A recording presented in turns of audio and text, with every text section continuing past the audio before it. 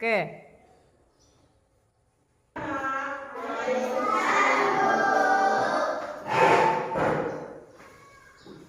Sebelum kita membuka pelajaran, marilah kita membaca basmalah.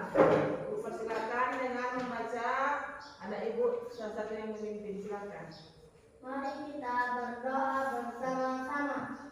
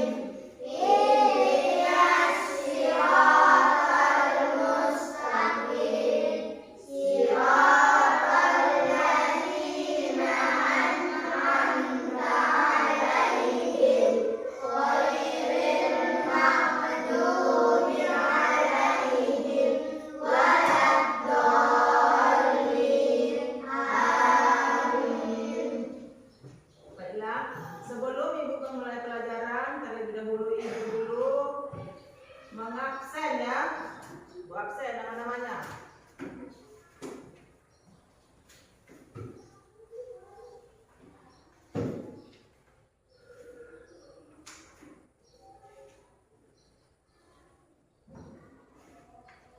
Selvi Joda, Maulida,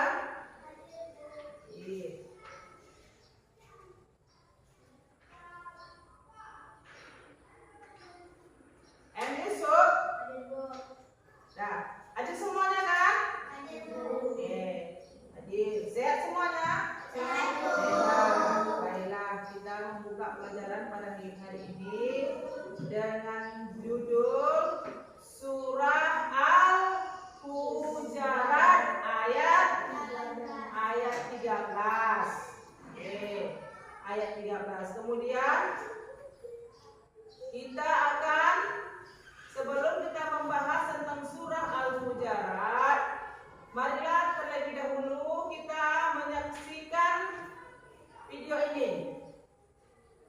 Sesudah itu nanti baru kita, sesudah kita menyaksikan video ini, baru anak-anak kita akan membuat suatu diskusi.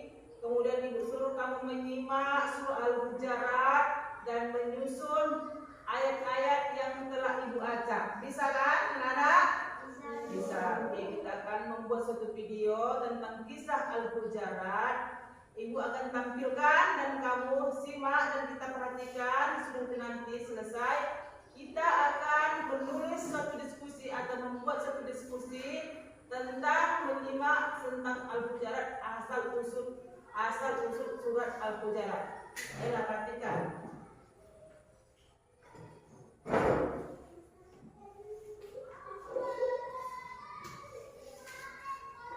Tabungkan Bluetooth Anda.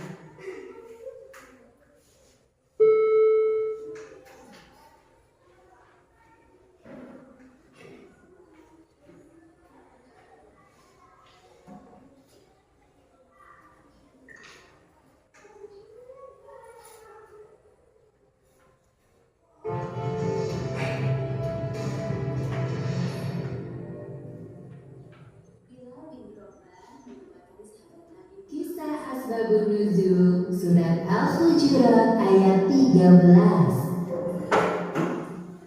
Bilal bin Rabah merupakan sahabat Nabi Muhammad SAW yang pertama-tama masuk Islam dari kalangan budak. Salah satu keistimewaan Bilal pernah ditunjuk langsung oleh Rasulullah sebagai muazin pertama dalam sejarah Islam. Ketika peristiwa Fathu Makkah, beberapa orang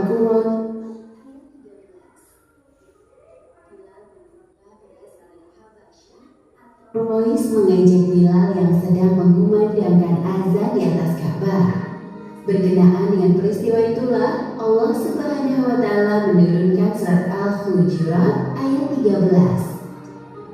Bilal bin Rabah berasal dari Habasyah atau yang kini kita kenal dengan nama Ethiopia. Bilal lahir dari pasangan suami istri bernama Rabah dan Hamamah. Ibunda Bilal seorang budak berkulit hitam, maka tak jarang para tetangganya menjuluki Bilal Ibnu Sauda, yang artinya putra wanita berkulit hitam. Wahai Ibu Sauda, kemarilah. Bilal kecil pindah dari Habasyah ke Mekah mengikuti ibunya yang bekerja sebagai budak di keluarga Bani Abu Dar. Kemudian Bilal dibesarkan oleh keluarga majikan ibunya tersebut. Berselang beberapa tahun, Bilal diperintahkan untuk melayani keluarga Umayyah bin Khalaf, seorang pemuka Quraisy atau tokoh penting yang kekuasaannya diakui oleh penduduk Mekah. Ketika Bilal mulai mencari zat yang menciptakannya dan akhirnya menemukan kedamaian lewat Islam, ujian keimanan mulai menimpa Bilal.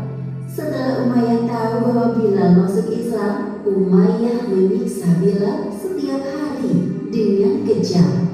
Bilal dicambuk, diseret, ditindih dengan batu besar, kemudian dijemur di padang yang panas.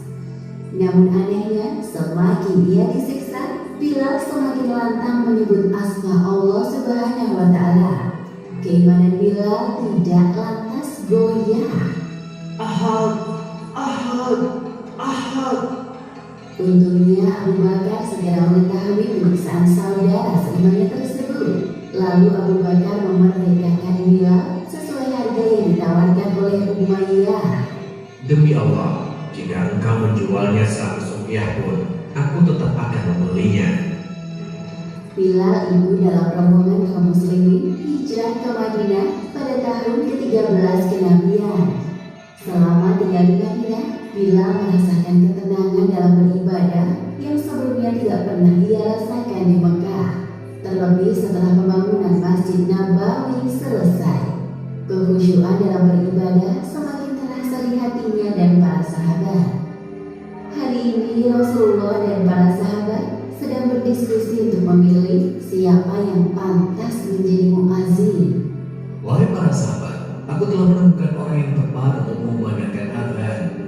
Siapa laki-laki beruntung itu, wahai Rasul? Dia Bilal bin Rabah, yang jauh pernah menjadi budak Umayyah bin Khalaf.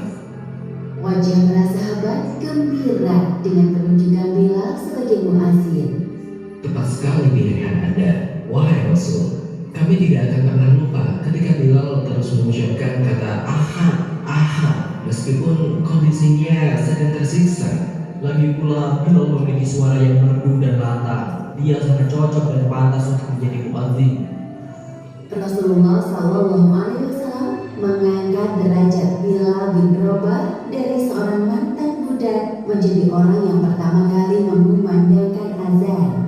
Julukan muazzin ar-Rasul tersemat padanya sejak saat itu. Bahkan Bilal menjadi muazzin kesayangan Rasulullah. Pada tahun ke-8 Hijriah, tepatnya pada tanggal 10 Ramadan, Rasulullah beserta para pengikutnya berhasil menaklukkan kota Mekah. Peristiwa ini disebut Fathu Mekah. Setelah beberapa tahun tinggal di Madinah, sekarang saatnya bagi Rasulullah untuk kembali ke kampung halaman dengan semangat pembaharuan.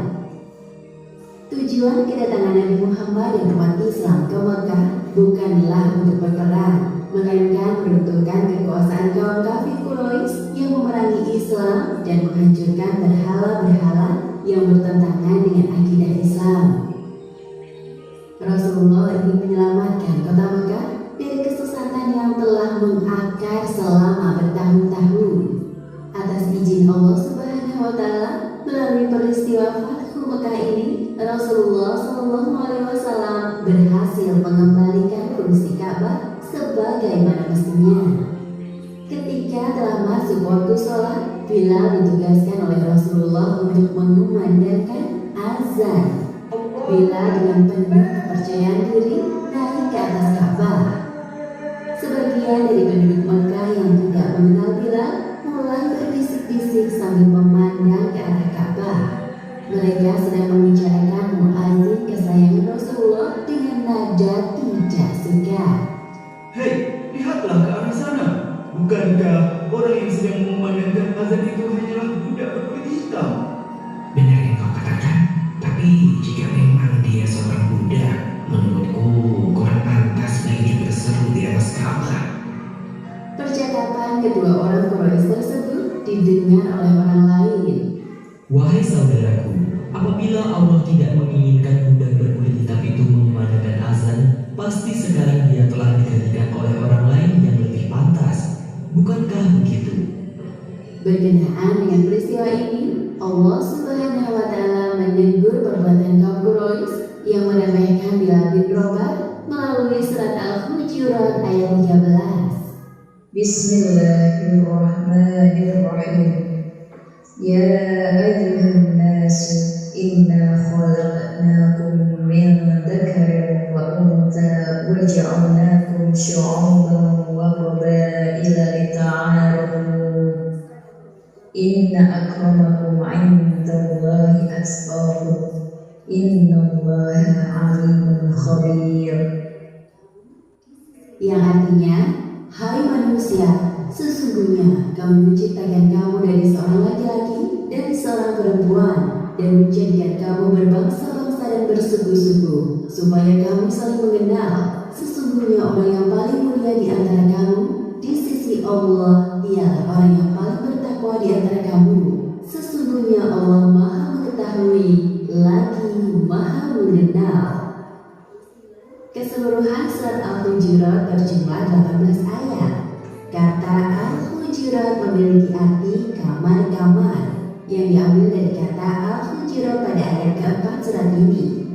Dalam Al-Quran, surat Al-Hujurat adalah surat ke-49 dan termasuk surat di juz 26. Demikianlah kisah dibalik asal mula turunnya surat Al-Hujurat ayat 13. Beberapa hikmah yang dapat diambil dari kisah ini. Pertama, jangan mudah berbangga diri atas nasab atau keturunan, apalagi sampai mencela bangsa, suku, warna kulit, jenis kelamin, dan kedudukan orang lain. Kedua, sebaiknya kita tidak membeda-bedakan pertemanan, karena tujuan Allah menciptakan perbedaan di antara manusia supaya saling mengenal. Dan ketiga, kedudukan kita di hadapan Allah adalah sama. Yang membedakan hanya ketakwaan, dan takwa hanya bisa didapatkan dengan beramal soleh. Wallahu a'lam bishawab.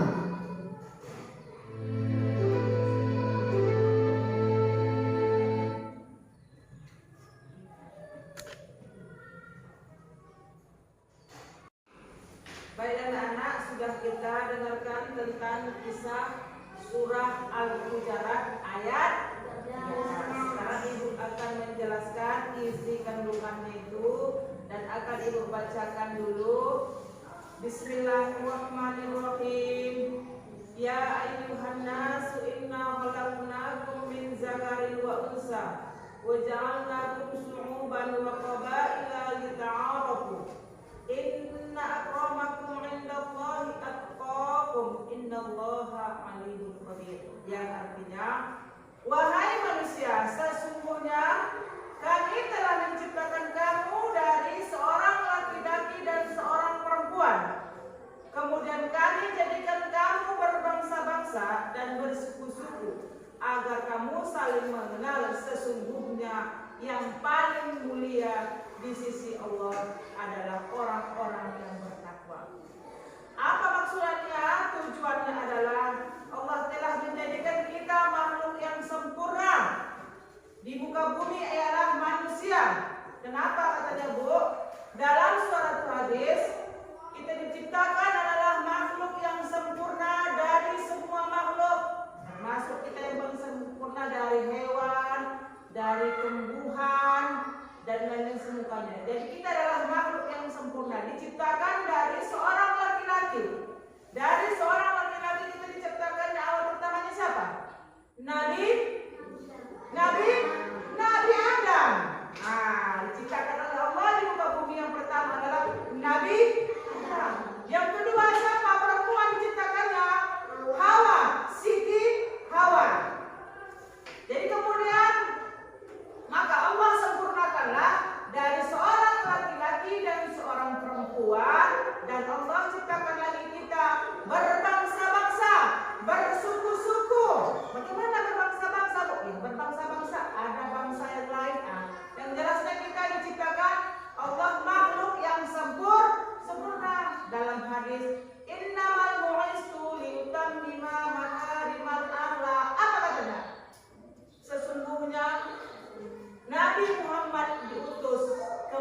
bumi untuk menyempurnakan akhlak. Jadi manusia yang paling sempurna. Kenapa kok manusia yang paling sempurna? Karena mempunyai akal dan pikiran.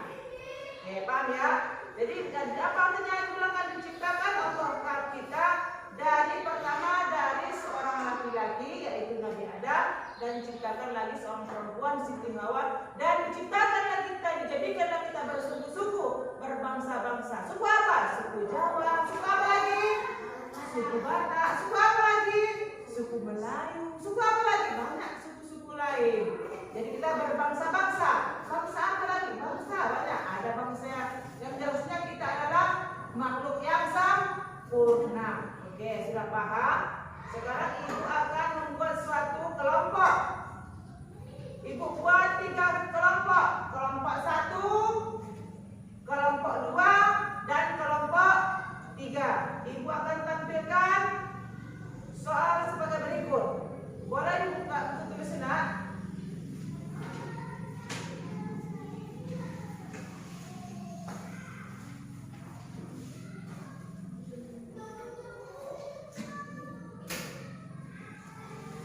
Ada 3 kelompok ya, kelompok 1, kelompok 2, dan kelompok 3. Ini soalnya boleh dinampak ini.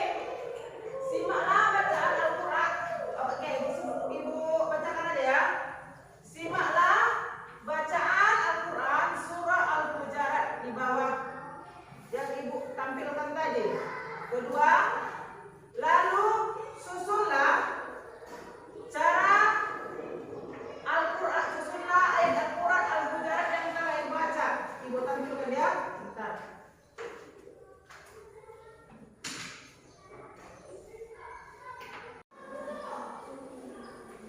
Ambil pulpennya, kemudian kita akan membuat soal 3 kelompok. 1, simaklah bacaan surah Al-Hujurat. Tulis. Kemudian ringkas dengan video yang ibu tampilkan tadi. Kemudian kedua, susunlah dengan menarik penggalan ayat Al-Quran surah Al-Hujurat yang ibu tampilkan di depan. Silakan boleh dikerjakan.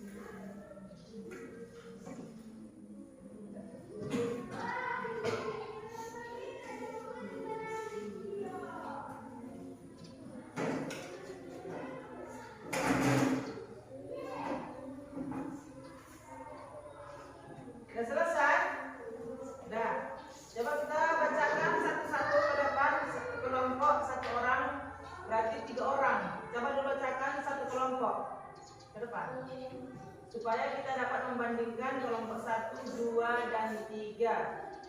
Ya, silakan. Kelompok 1. Bacakan ke depan. Ke depan.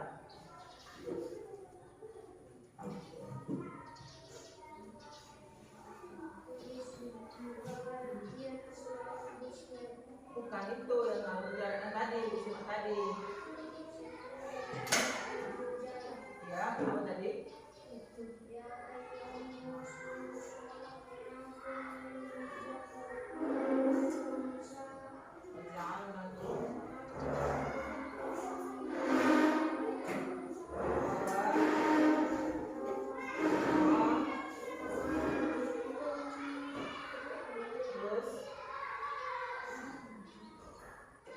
Terus ta'arufu inna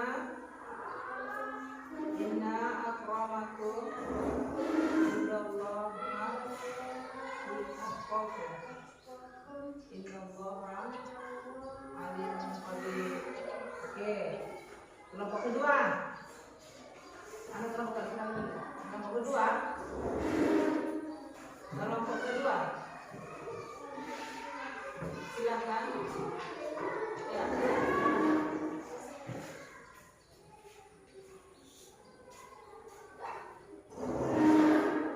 Kelompok kedua, apa itu tadi? Ya. Terus. Iya, bagus ini. Kelompok ketiga. Duduk.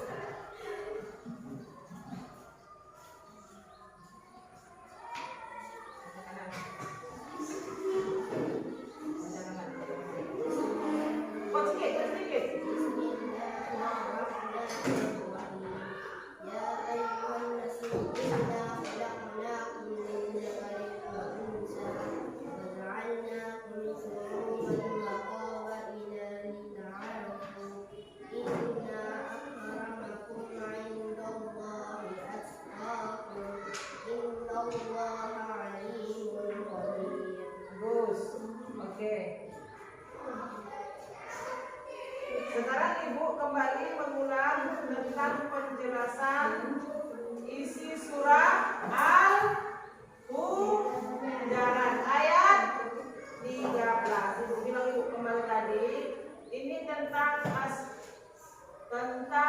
ashabun nuzul.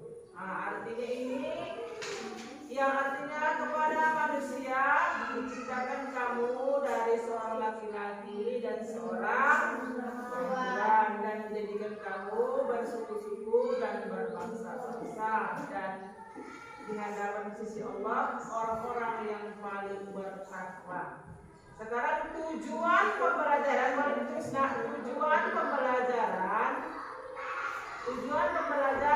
hari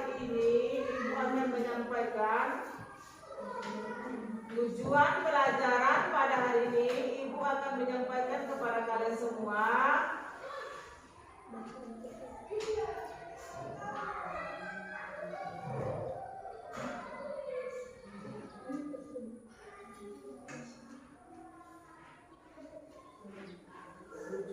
udah ditulis? Udah, tujuan pelajaran adalah sudah? Nah. Oke. Tujuannya apa ditulis lah, tulis. Tujuan pelajaran pada ini anak-anak Ibu dapat membaca semuanya. Bisa membaca semuanya? Bisa. Kemudian apa tuh Ibu lagi dapat menghafalkannya? Apa hafal semuanya? Hafal. Kemudian dapat memahami isi pesan pokok dari surah Al-Hujurat. Udah paham tadi kan? Yang Ibu jelaskan tadi isi dari surah Al-Hujurat. Paham? Paham ya kan? Dan sekarang sudah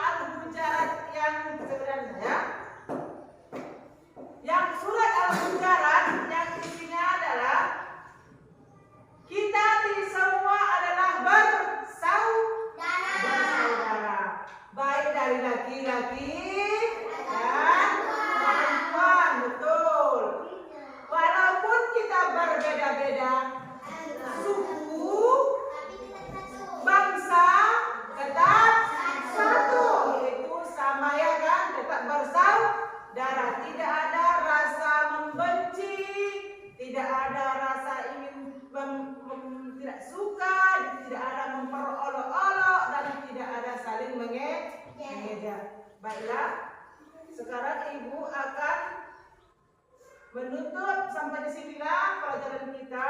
Kita akan menutup pelajaran ini dengan membaca basmalah. Ya, pimpin dengan anak kami salah seorang mengucapkan basmalah. Mari kita berdoa.